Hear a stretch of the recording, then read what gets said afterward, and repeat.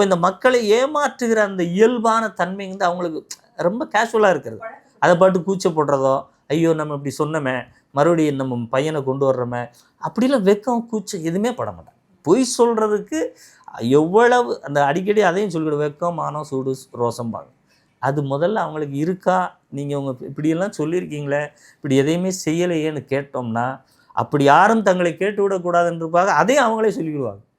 வெக்கமான ரோசம் இது ஒரு டிப்பிக்கலாக வந்துகிட்டே இருக்கும். பொதுவாகவே இயல்பான மனிதர்கள், உண்மையான மனிதர்கள்ட்ட நீங்கள் அவங்க பேச்சு நடை இதையெல்லாம் எடுத்து ஆலோசி பாருங்கள். பெரிய பெரிய ஆளுமைகளுடைய இதை கூட எடுத்து பாருங்கள். இந்த வார்த்தைகளை அடிக்கடி பயன்படுத்த மாட்டாங்க.